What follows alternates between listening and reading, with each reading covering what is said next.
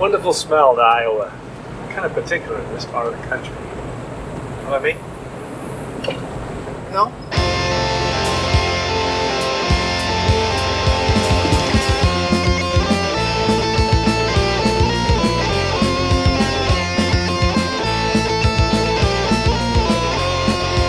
All right, listeners, welcome back to Rock Hard Caucus. This is Iowa's favorite, best, only podcast. My name is Justin, of course. You know me, I'm famous.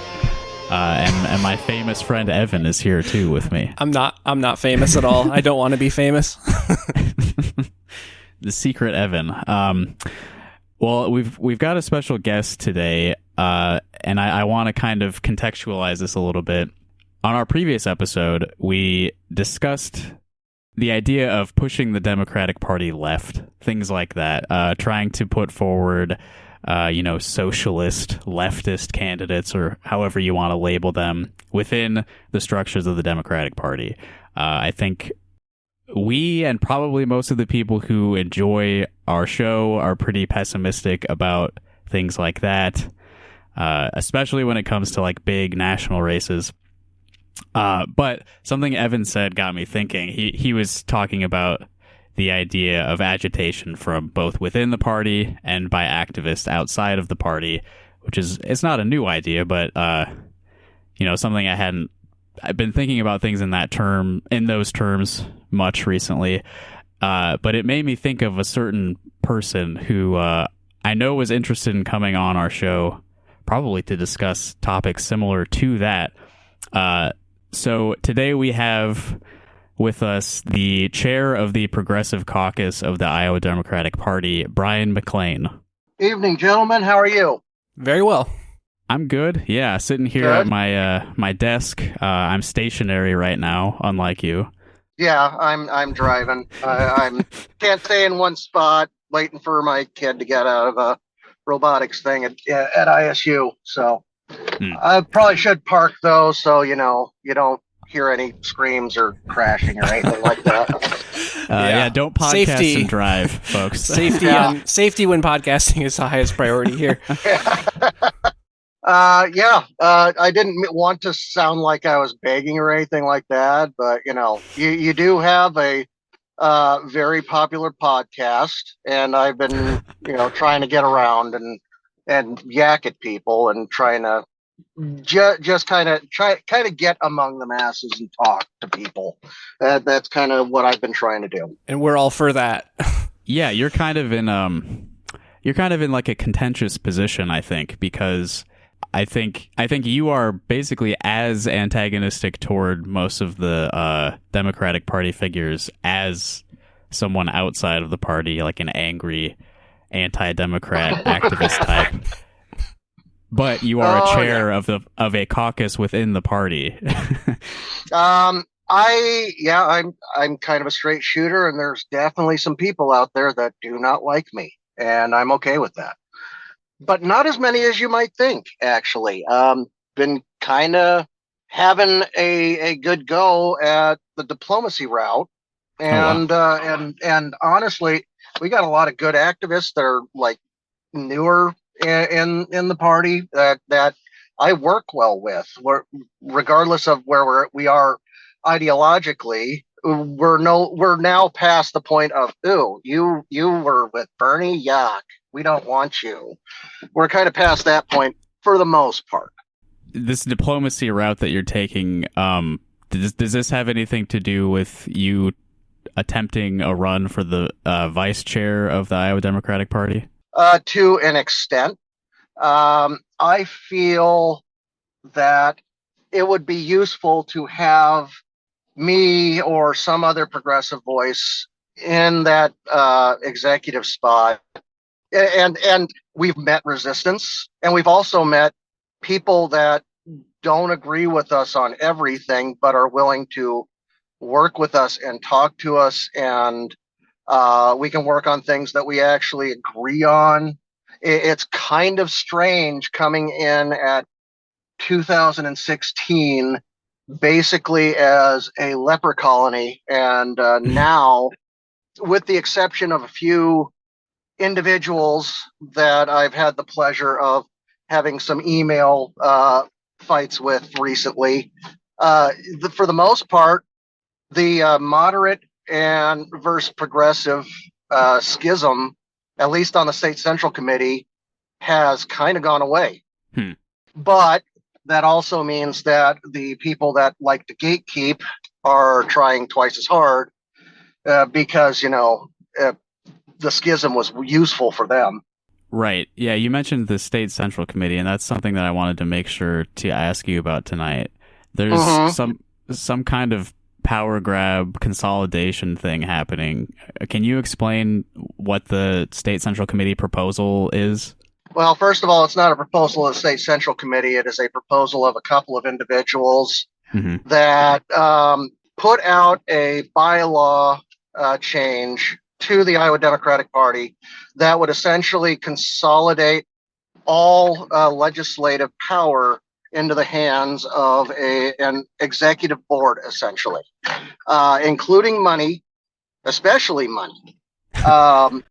And in exchange, the state central committee would receive a veto power of sorts. We can tell them, no, we don't want you to do that, if we can muster a supermajority to do that. So basically, we need to try and break an automatic filibuster against our own power. So yeah, I took a look at it. It's a mess. It is not well written. Could you explain a little bit about what the actual duties are of the State Central Committee? Could you explain a little bit what the State Central Committee is and what its duties currently are? Okay. So the State Central Committee is supposed to be a group of individuals that are voted by at district level, and then the chairs and vice chairs of each of the constituency caucuses all act as kind of the legislative body of the Iowa Democratic Party. That's their role when the state convention is adjourned. The state convention is supposed to be the ultimate power. Once they're adjourned, the State Central Committee takes over. What we've been used as, however, is more along the lines of a rubber stamp that apparently certain individuals have gotten really, really used to, because as people like me and others started coming in and questioning, hey, why is this going on? We didn't discuss this. Hey, why are we not getting copies of the budget in advance, things like that. And then we're told then we get a lot of people getting huffy at us. So I can tell you that the number of people that have been pushing back on the whole rubber stamp thing has been growing ever since 2018. Mm-hmm. That's probably why they're trying to consolidate this power into the hands of a smaller number of people, I would imagine, is that the group has become less of an automatic, as you called it, a rubber stamp. So you say more and more people are resistant to the idea of this group being a rubber stamp. Do you think it's enough resistance to stop this bylaw change from happening? That's kind of where we are at, and we're having issues in regards to the fact that so many people are so disenchanted at this point. She had this proposal sold to me by Rita Hart, and I've spoken with other of my colleagues who also were, discussed this whole plan. It definitely was not sold the way that it's written. So we have a lot of names that have attached themselves to it. And a lot of people are just so tired of everything about how horribly we're doing that they're almost willing to do anything. And I totally understand that feeling. And unfortunately for them, they have people like me that's a loudmouth and tends to be rather aggravating, that stands in the way of just doing whatever. Yeah, I came in not to make friends. And that's kind of my role. Yeah. So when it comes to not making friends, I mean, I guess that's why I ask about the diplomacy route and the vice chair election thing. if you have this, if Yeah. there's this perception of you as an antagonist, I guess my question is, how does the election for vice chair of the party work? Who is voting, and are these the people that you have spent your time not making friends with? Well, here's the thing. I guess not making friends is a bad way to put it. I didn't come in with any stars in my eyes or thinking, oh, I'm going to be part of the country club.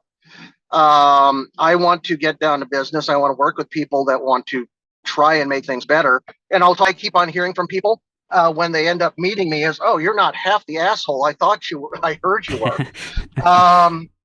It's okay. I have that. That's kind of my lot, I guess. But the people that end up voting ultimately are the members of the state central committee. Now, I'm so far the only one announced. As far as I know, there'll probably be somebody else. That's okay. That's democracy. The worst case scenario, I'll just end up going back to being, I'll keep my chair position in the Progressive Caucus, which is fine by me. I love what I've been doing there and the people in the Progressive Caucus. But I guess we'll see how much goodwill I ended up building among people, because there's a lot of people out in that committee that feel just as dissuaded and crapped on. And I think a lot of it is because of the fact that there's so many more new faces that just want to do something instead of just going with the flow and being okay with the title. Well, here's a follow-up question to the vice chair election situation. Do you think that appearing on Rock Hard Caucus is a benefit or a potential liability when it comes to this kind of thing? Didn't really think of either way. I guess the best way I can put it is I don't care. I'm speaking with you. And if somebody wants to make a stink of it, so be it. Wouldn't be the first time. But it's essentially like, I'm not trying to put forward some sort of fake appearance or pander or anything like that. From listening to Rock Hard Caucus for a while now, I'm kind of the impression that we are of a similar mind. Mm-hmm. So, that's kind of where we're at. And generally, if somebody wants to bring that up as a negative, I don't understand why. Just trying to get out there and talking to people, and seems the Democratic Party kind of needs to do more of that, because otherwise you get just a bunch of people saying public money belongs in public schools and not elaborating further. So, Yeah, I think Justin asked that because we tend to criticize Democrats a lot on this program. But I criticize Democrats all the time. I think, like you said, we all want them to do better. And you come across as a very sincere and very engaged person on Twitter. I don't really see how coming on this podcast would necessarily be a problem with all the other work and advocacy that you do. Yeah, and a lot of it is, we're pretty just straightforward out there. I can tell you right now that if Zach Wall's listening to me, sorry, buddy, for all the times I've made you mad. I know I have, but I'm not sorry, because you need to do better. As your constituent, Mr. Walls, I agree with Brian. I think Justin and Zach Walls have had some history too. Don't really have a whole lot of good blood with the Senate Democrats anyway. Mostly because of the fact that there's a certain individual that they decided to put up in leadership again that really shouldn't be there. You're talking about Nate? Yeah, Nate. And essentially, that kind of started a bit of a brouhaha in the discussion group on Facebook, and we had a mass exodus / kick out because I'm sorry, we're not going to tolerate that. You have a DIR next to your name. This is not behavior we should tolerate or reward. Yeah. Right. Yeah. Sorry, I go on tangents. My bad. No, that's totally. I mean, it's an important thing that doesn't get brought up a lot, because the Nate Bolton situation.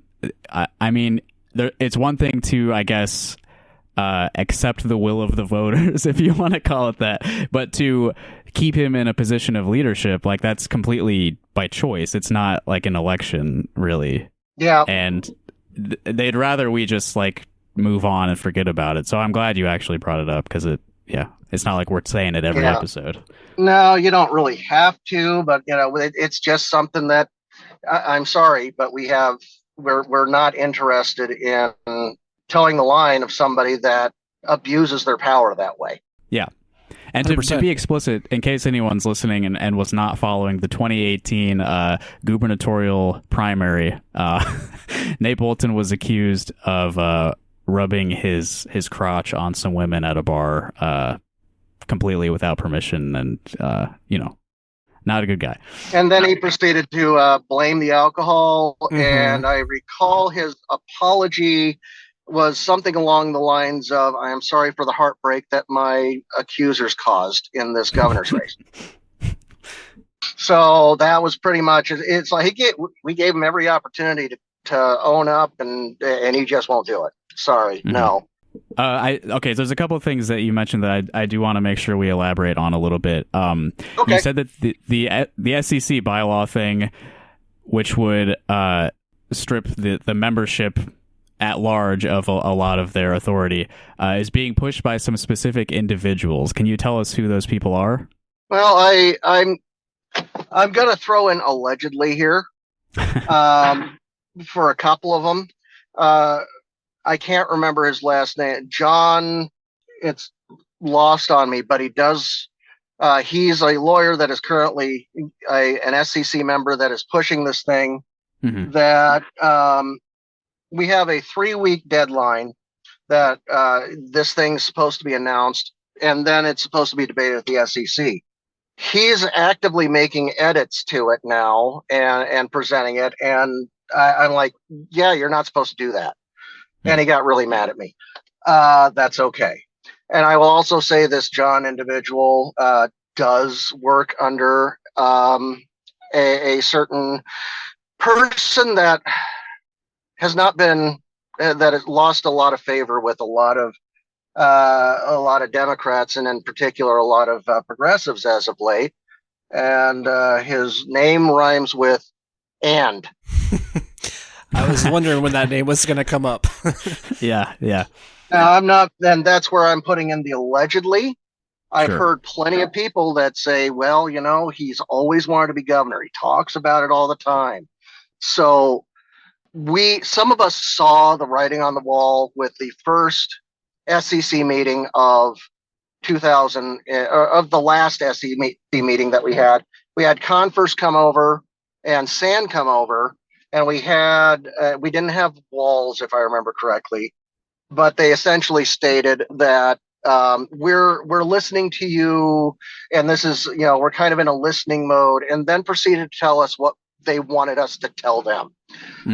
It was one of those things, and the way that a lot of things were being worded, some of us kind of got the hint that they're going to try and consolidate some things.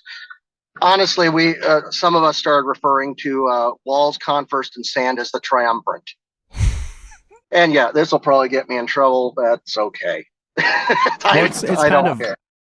We can see this from the outside. Yeah, we can see this from the outside. I mean, we're more engaged than probably most people on internal politics of the Iowa Democratic Party. But I mean, it's not. I mean, with the Rob Sand stuff, it's been out there, and he admitted to the Jalen Cavill stuff, basically. Yep, just casually, and I ended up getting that tip from somebody, and I immediately called his campaign manager and let them know. So, yeah, that was garbage, absolute garbage. I didn't know you had a hand in that. In spreading around the fact that dirty pool was happening. I'm pretty sure I wasn't the first one to tell, but that's the first thing that I did was I gotta let people know, especially Jalen. He didn't deserve that. No, I agree. We all agree. Another thing I wanted to make sure we come back to, In your example of like a complacent Democrat who is someone who just shouts the slogan "public money belongs in public schools" and refuses to elaborate. Well, if you're going to put that example out there, I have to ask you, Brian, to please elaborate. All right. So I've gotten into some tussles about this. This is one of the things that Walls got kind of pissy with me at because I kept on pushing him. You need to talk about what this is going to do to the rural schools because that's going to be a key factor in this. Just saying that public money belongs in public schools, that's not going to change anybody's mind, especially the people that already think public money should not be going into public schools. Mm-hmm. It's like, please talk about how this is going to yank money out of the rural public schools first. This is going to kill more communities. This is going to consolidate more school districts, and he kind of tweeted something about that, but in a kind of passive aggressive way. And then he went back to the slogans. There's so much more we can expand on things. And I totally understand the whole smaller, the smaller catchphrases are a good foothold. But after we end up having people's ears, they're not hearing anything different. We need to tell them why this is important, why this is this will literally lead to public schools in rural Iowa collapsing. And with no other real alternatives, because all the private schools are centralized in the high population areas, because that's where the money is to be made. We're going to rural broadband schools. Great. And on top of all that, these private schools are getting this money without any strings attached, which means they can continue to just admit whoever they want and say, I'm sorry, your kid has a learning deficiency. Sorry, your kid's a Protestant. They can't let him in this Catholic school. I'm sorry, but unfortunately, your kid has an IEP. We're not set up for that. It's not going to be a choice for anybody. And now that it's out in the open as going to be for anybody that applies for this voucher, this is mostly going to go towards the rich. This is an austerity plan in motion, because austerity doesn't mean cutting spending. Austerity means shifting wealth, which we do all the time, especially in this state, almost regardless of who's in there. We take money from the poor and we give it to the rich. We end up cutting taxes, and then we put a sales tax in place. We cut property taxes, sales tax in place. And those regressive taxes don't hurt some of these people as much. But, I remember I've been in a place where I was looking for cans and bottles just so I could buy food before in my life. And that extra nickel for that serving of ramen would make a lot of difference for a lot of people out there, and there's more of them than there used to be. This may come across as kind of an obvious question, but do you think that those past experiences with poverty that you've had have influenced your current political views? It did, but it took a while. Yeah. I have always been very, very flexible in the way that I thought. I took the long way around. I was a conservative at one point. I went to college. I got more socially liberal, but I didn't have the same experience economic-wise. George W. Bush kind of pushed me out of the Republican Party.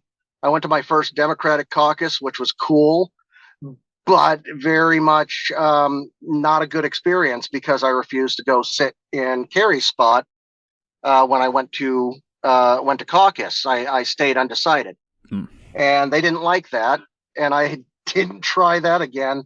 I eventually became libertarian, and then in 2016, this little Jewish guy that yelled a lot from Vermont ended up coming around, and my wife, who is not political at all, told me about him. And so I went to my second Democratic caucus and started learning about this guy. And holy crap, this makes sense. Where was my brain this entire time? So, and I've just been progressively going left ever since. How active were you as a libertarian? Just out of curiosity. I was not as active as I'd like to be. I was not really part of the party. Well, that might be a good thing. Yeah, well, I know a couple of I know a couple of libertarians that I work with on a regular basis on things that we agree on, and we lift each other up. But the vast majority of them that I've run into think that the conservative party is that the Republicans, the conservatives, aren't far enough right. I would be getting in arguments with people about abortion, and these people that say that, oh, well, down with the state, except when it comes to bodily autonomy for women, apparently. Yeah, or they support the death penalty. Libertarians, you support the death penalty. So that was sort of that I was not really active, but I was, at least not in a party sense. I've always been a bit of a rabble rouser. I've always been a bit of somebody that was definitely not happy with the way things were, and I wanted to change things. So I'm glad that I landed at least on the right side of the tracks on this one, because I look back at some of the things that I used to believe and think, oh, wow, okay, great. That's what the kids call cringe nowadays. So I think we have a lot of similarities, Brian. Yeah, probably. Yeah, we poke a lot of fun at libertarians, but it is a pretty common path for the quote unquote open-minded young white man is a path through the libertarians. Yeah, I supported Ron Paul 2008 for a month because he was the most anti-war candidate, I was a delegate for Paul both times. Oh wow. Mm-hmm. And then I was a delegate for Bernie Sanders. Life is weird. That your first caucus with the Democrats was 2004. Then that was the Kerry year. Yep. Yeah. And that did not go well. Lots of mean girl type stuff. So I went in there and I was still not sure exactly where I was going to end up, and I ended up undecided. Didn't think that was a big deal. At least I was caucusing, and they didn't like that too much. I was a new face. They didn't know who I was, and I wasn't playing ball. So what do you think about the continuation of the Iowa caucuses, given your experiences? I currently have a resolution in the chamber to introduce to the State Central Committee that would say, you know what? We're going to go ahead and do this whole presidential preference thing on the DNC's calendar. We'll keep the caucuses as legally required to do business, and sure, right. We'll push the presidential thing aside. Frankly, I was a precinct captain in my area for Sanders. He won my precinct, but we had a couple of individuals there that were in bad shape. We had one person pass out while I was trying to help count votes. I think it's time for the caucuses to go as a form of just trying to get your voice heard, because it is too daunting for some people. It's too challenging for some people. It's not accessible. And frankly, looking at a lot of the people that the Democratic Party says they support, a lot of people work the evenings. A lot of people aren't able to take the time off to play musical chairs for 3 hours on some Monday in February with snow on the ground. Single parent families, people without proper transportation. There's so much that, so many people that are shut out of the process because of the way the caucuses are. And so I am happy to honestly see it move away. With the way that this state has kind of faltered into super red territory, I think it's time. It gives us the opportunity to focus on Iowa itself and trying to rebuild that trust and establish those relationships that we lost along the way as time had gone on. Given your inside view, how is the mood on that subject with other figures of leadership within the party? It's mixed. A lot of people are upset about it. A lot of people, most of the people are concerned about the amount how much it's going to hurt us financially. But I was poor at one point. We can make it. We can just find different ways to raise the funds. And quite frankly, the funds are going away anyway. Yeah. And honestly, there's a lot of people that are also kind of glad that it's going. They won't say it out loud, but it's something that I think that is good for us in the long run. And I think that there are more people that agree with it than would admit it. Yeah. It seems like that would be a good opportunity if the money is going away to sort of energize activists, because they don't really usually require a lot of money to do the work that they do. Yeah. I have a follow-up question about whether you were surprised by the 2022 election results and whether you think the other members within the party were surprised by the results. I was not really surprised. I was disappointed, not surprised. I know that there were some that were, but the fact of the matter was we had good candidates out there that received zero help. They had to build their own campaigns from the ground up. They didn't get any real, literature, signs. Those were all iffy. It was clear that we did not have outside help, and quite frankly, that was a good thing as far as I was concerned, because we didn't have any consultants coming in from out of state saying, put on this flannel and say your dad was a crop duster. We didn't have those. They did it anyway. Yeah, but we did have 3 candidates go around 4th district and actually talk to people and hold meetings, which would not have ever happened back when outside money and DNC money was coming in. So that was a plus, but again, didn't really have enough resources to push anybody over the finish line. And quite frankly, that was our best shot, and they just kind of let it fall through. I understand the money wasn't there. I understand that there are certain individuals that decided to withhold their money for whatever reason, that typically donated to the Democratic Party, but instead had another project on the side, I guess called the Hughes Project. And it was not necessary at a time when most Democrats, and particularly the left side, ended up performing very well throughout the country. Right. Yeah. We actually became redder. We had 2 candidates on the east side, 2 congressional candidates that went all in against Joe Biden's student loan forgiveness program. And that was a big mistake, in my opinion, because you're chasing away a good chunk of people that would have voted for you probably.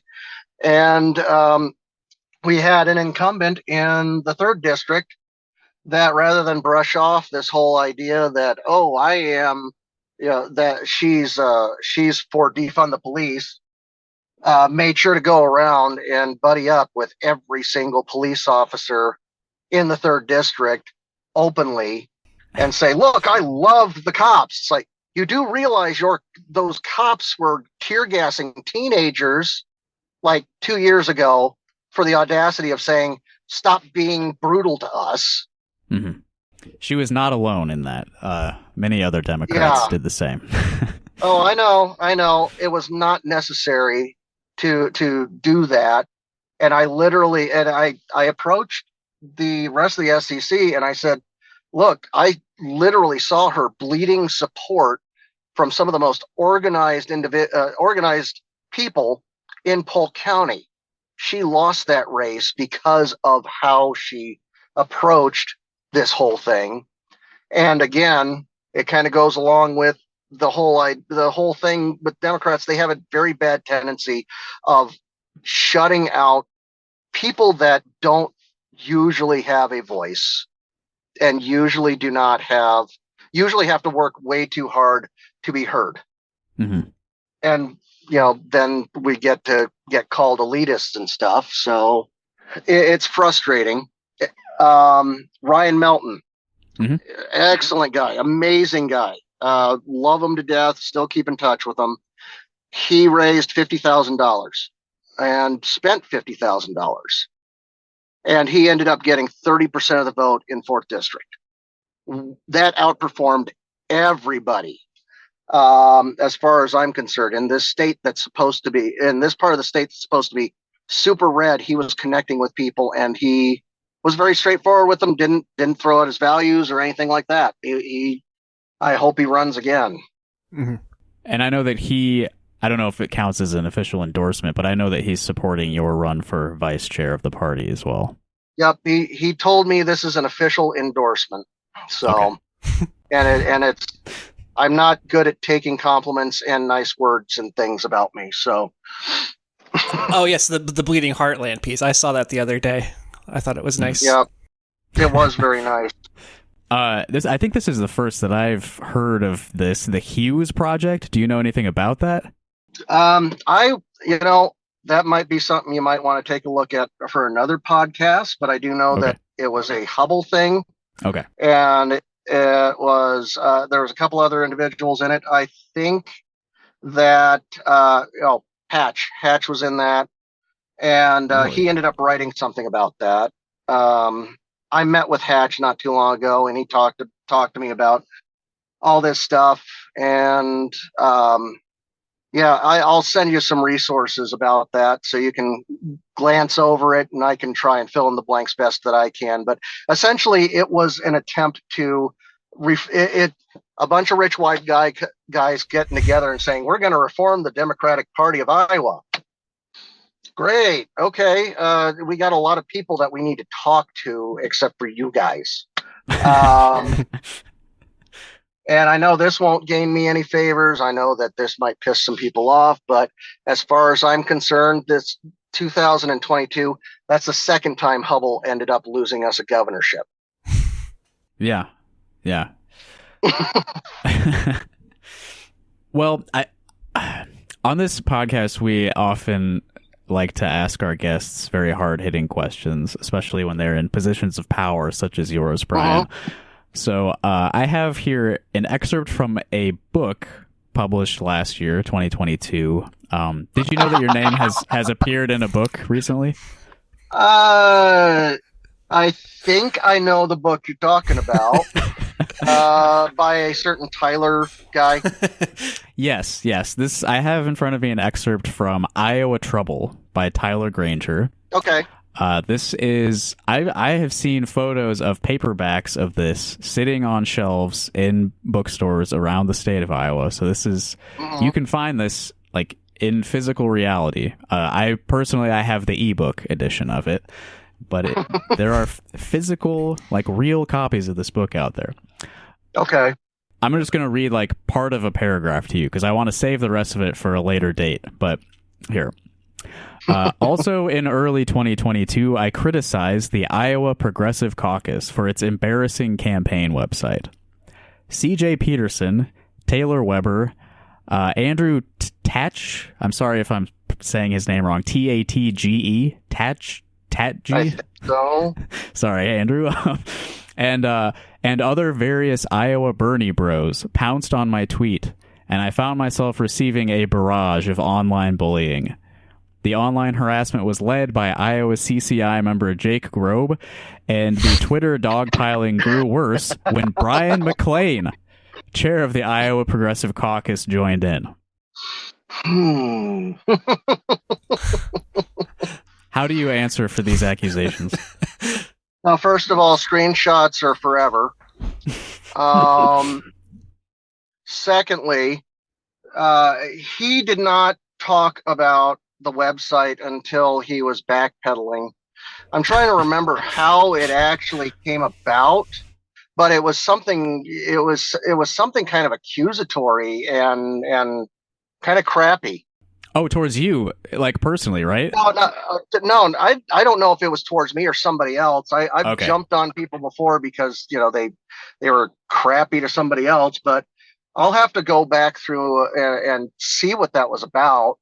But I can tell you that the playing of the victim that Tyler ended up doing, first of all, that was a shock to me because he was actually in charge of my caucus site in 2020. I met with him. I talked to him. He seemed perfectly fine and everything like that. And, then all of a sudden, in 2022, he said something or other. Again, I apologize. I'm not trying to be, I'm not trying to dodge anything. I'm just trying to remember what started the whole thing. I mean, this was like a year ago. He's and it got was a just lot of Twitter enemies. meltdown, so He's also really hates the we want clean water podcast professors. I don't want to spoil too much, but their names are mentioned as well in the book. Oh, good Lord. Well, and it's the dog piling kind of was, at the risk of sounding like I'm victim blaming, was his fault because he kept on going and he kept on going. And then all of a sudden he's tweeting about, oh, I'm so sorry I was mean to you, Kim Reynolds, and all this other type of stuff. I'm sorry I called you COVID, Kim. Oh, I'm so sorry for this. And that. It got to the point where I'm like, dude, are you okay? Do we need to send a welfare? Because I was actually starting to get kind of concerned about his mental well-being. And then he decided to go away from Twitter for a while. And I hadn't seen him really since, hadn't talked to him since. Yeah, I have zero idea what started that. But I'm going to be an asshole and say I think he deserved it. Well, he channeled all of that energy into a book. Again, that's Iowa Trouble by Tyler Granger. Evan, have you started reading it yet? I think we're going to read that together. Yeah, we're going to be doing a Patreon, a couple episodes on that one. I've Control F'd through for certain keywords. Yeah. But I will be reading the whole thing. I will say, however, Tyler, if you're listening, we're working on the website now and we're going to make it nice and pretty. We got somebody great on it. I'm talking with her tomorrow about it and we'll see what we can do. So peace. And yeah, the website is crappy. I'm sorry. I come from the generation of Angel Fire. So, I'm playing with WordPress and I don't really know what I'm doing, but I'm giving it my best try. Yeah, my HTML skills have not really developed since like 2003 or so. So MySpace. Very simple web design coming from me.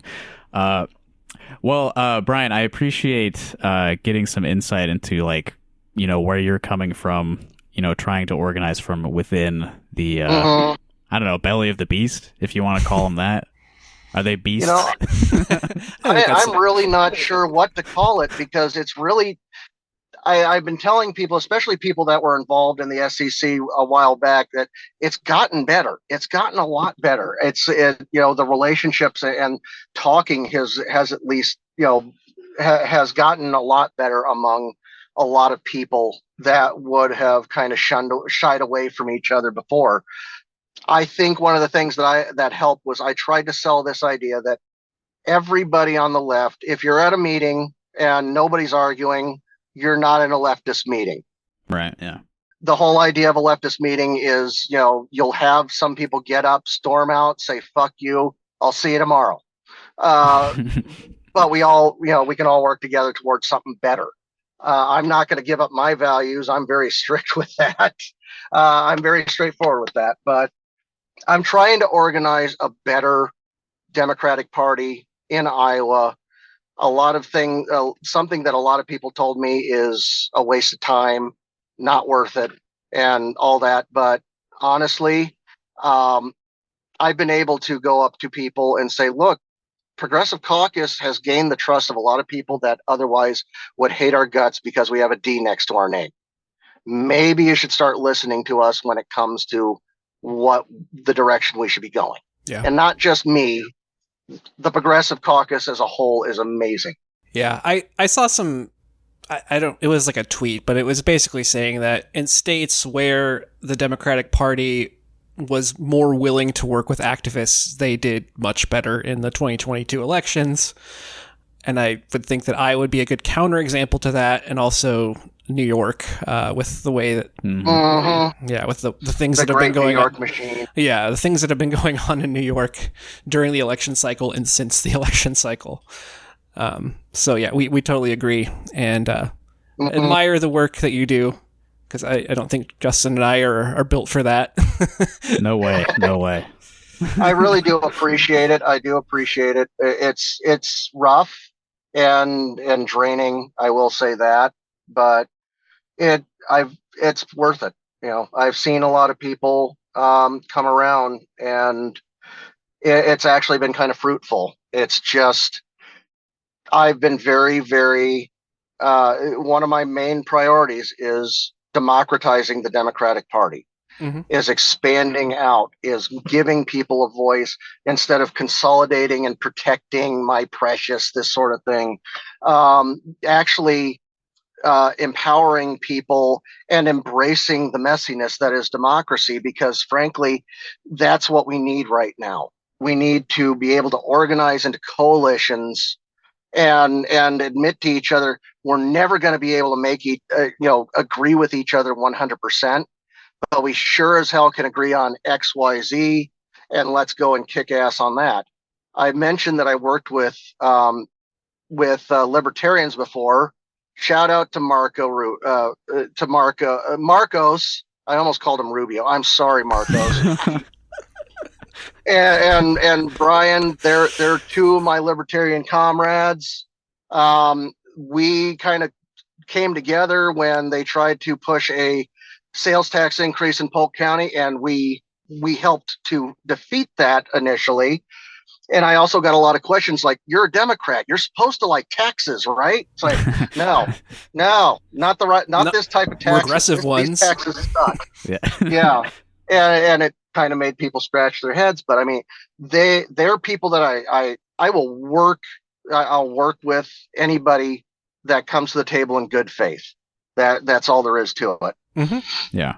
Hopefully the tax thing was kind of a clarifying conversation for some people, but it's often just like bashing your head against a wall. So again, grateful to you for being willing to keep bashing your head against the wall. We don't want to write people off on this podcast. I think that's kind of a common theme that we've talked about. Because like you said, your political journey, our political journey. I mean, I used to be like the most starry-eyed liberal imaginable. So maybe I am still, but it's good to hear. I have a lot of optimism, and honestly, I think we can turn this whole thing around. It's just a matter of getting rid of the gatekeeping and really opening up the party and admitting that we have garbage people that have D's next to their name that we need to boot. And if Frank County's listening to this, Mayor Frank County, we got your number. You're next. More on that to come. Yeah. Well, with the important stuff all said and done, I think that was good for one podcast. Brian, do you want to stay on the line and listen to a couple voicemails with us? Yeah, sure. Okay. We have a phone number for anyone who listens to the show and would like to call in, 319-849-8733. That's right. It's in the 319 area code, the best part of the state. And we got a couple this week, so here's the first one. Hello, Rock Hard host. This is Anastasia, personal friend to each and every one of you. And I'm calling in to shamelessly plug my comedy Twitter account, Buzzfields. And also to thank Justin, who came up with the name Buzzfield. Oh, you're welcome. But then the Twitter handle was taken, so I added an S to it, hence Buzzfields. I'd also like to complain that I tried to pitch this comedy idea of like reductress for Iowa to Stella and Nally as a toxic feminine mystique episode, but very selfishly, Stella made a tiny baby and Nally decided to improve herself, and neither of them let me do this on the podcast, so I had to make a Twitter.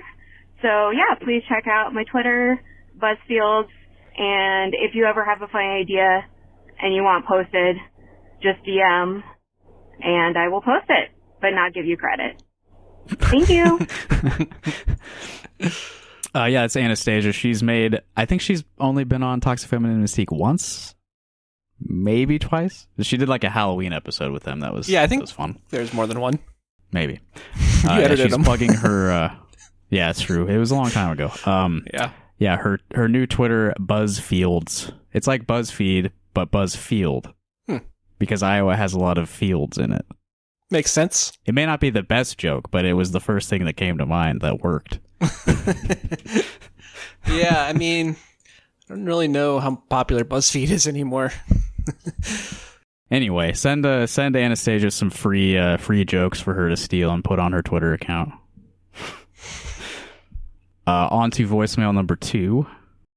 Hey there, Rock Hard Caucus. This is Adam, aka Skepticat, and I just want to say thank you for the show. This is so cool. I moved to Iowa at the beginning of the pandemic, living in East Village, Des Moines here, and you guys have been really cool. It's been interesting to kind of get in touch with, the local city scumbags, Iowa fuckheads, and just the general gist of what's going on down here.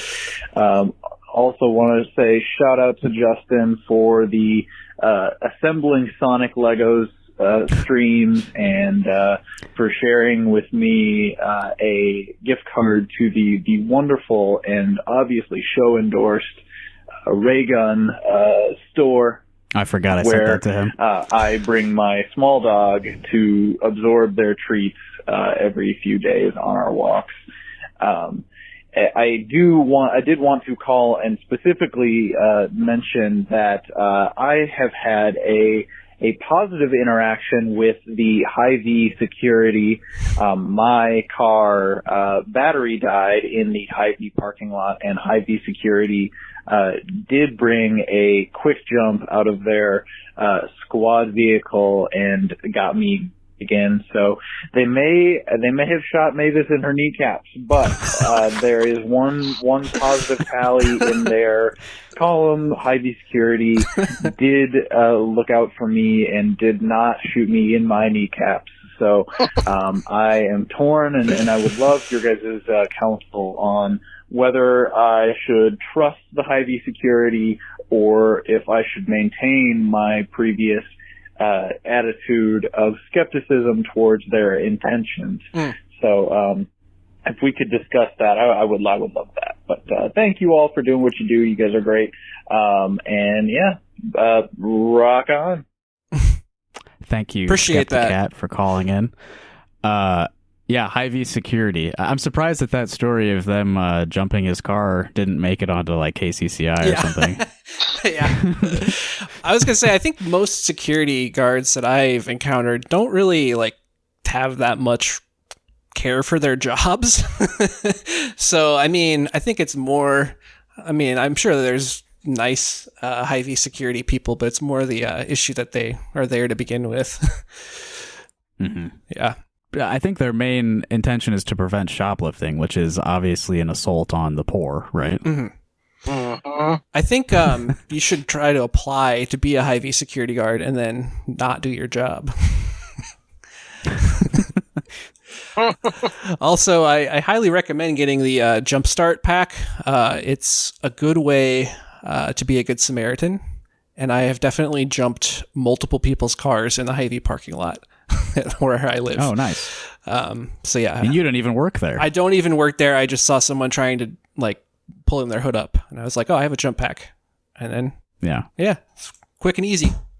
Good way to make friends. There's probably probably more stories like that than there are of armed grocery store security guards helping people. Yeah, almost certainly true. So you should have more trust for just random strangers in the parking lot than you should for the Hy-Vee security guard, I think. Yeah. So I did have one more voicemail, but the person, ironically enough, was driving while they called it. And so it was hard to understand it, but I did find them on Twitter and followed up with them. The call also included some information that they would not want their employer to catch wind of, so it's probably better that we don't play it on the show. But to follow up on this call, which listeners do not know the content of, I will just say this. The hosts of Rock Hard Caucus are not labor organizers, but if you are looking for help organizing your workplace or something of that nature, I am totally willing to help connect you with the right people, because we do know people in that orbit. So, and that's a great thing to get started on, and I would love to help you get started. Yeah, Justin's downplaying his role as a labor organizer, but well, it's not something that I do professionally. I've only done it for myself and my friends a little bit. Right. And again, if you out there would like to give us a call, that number is 319-849-8733. Don't say anything too crazy. So far, people have been good about that. Yeah. So far. Only one guy who got mad at us. Yeah, but that was a lot of fun. Yeah, that was fun. It spurred some good discussion. So, well, before we go, I want to just plug again. I am hosting an I Hear I See live local music show on February 26th. We're going to start at 7:30 at Public Space One's Close House in Iowa City, 538 South Gilbert.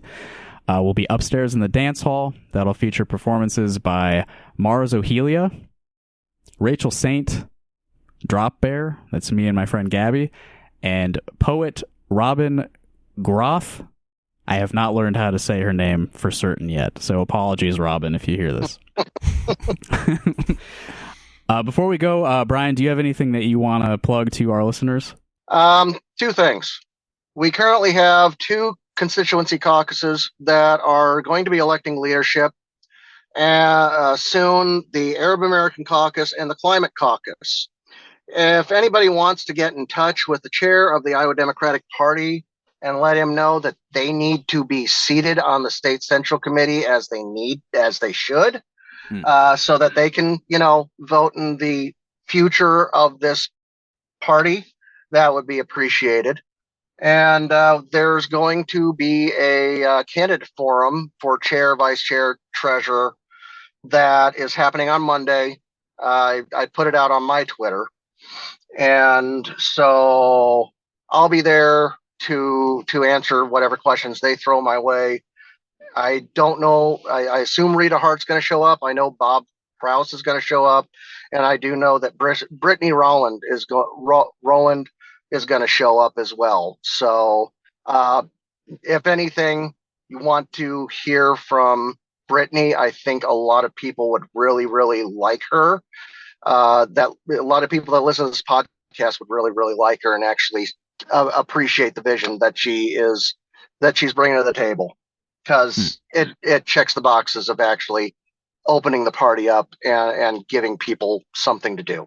What is the best way to reach the IDP chair about seating those constituency caucus chairs? Chair at iowademocrats.org. Okay, great. I'll make sure that people have that in the description of the episode. Yep. And that's something that we've been working on. So, yeah. Otherwise, tune in on the 28th for the elections. I'll go ahead and put that information out there in the Twitterverse as well. Should be lively. All right. All right. Well, we're going to close out today with some music from Moscow Puzzles. My friends Tony and Tobin. I played a couple shows with them. They're great guys. They play, it's sort of like post-rock kind of drums and guitar. It's good stuff. And they recently released an album called Cicadas Are Sensitive to Parallel Lines. You can get that at moscowpuzzles.bandcamp.com or purchase a CD from 5 Centimeter Recordings. And I think that's it. So the All show right. is ending now. All right. Awesome. Thanks again, Brian. Thanks, Brian.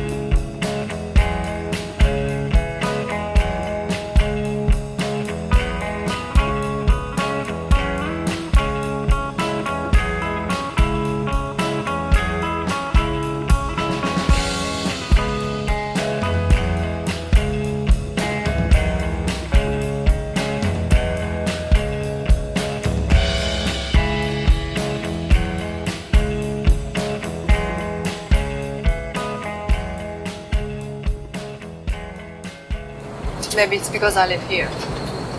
Yeah, I guess so. Smells great though.